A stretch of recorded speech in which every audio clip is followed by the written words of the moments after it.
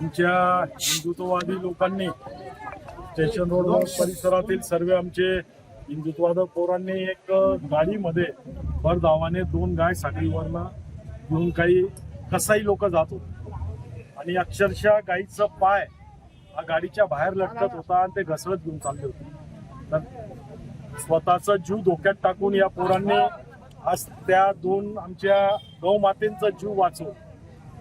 काही दिवसापूर्वीच मी आदरणीय SP साहेबांना पत्र दिलेलं आहे का धुळे शहरात मोठ्या प्रमाणावर अनधिकृत कत्तलखाने चालतात, हे ताबडतोब बंद झाले पाहिजे। परंतु मला वाटतं त्यांनाही काही याची पडलेली नाही आणि अशा परिस्थितीत जर पब्लिकने कायदा हातात घेतला तर याचे परिणाम वाईट होऊ शकतात। आणि गौ ही आमची माता आहे, गायला आम्ही माता मानतो आणि गौ मातेसाठी आम्ही हिंदुत्व जेवढेही आमचे हिंदुत्व लोक आहोत ते सर्वजण काही करायला तयार।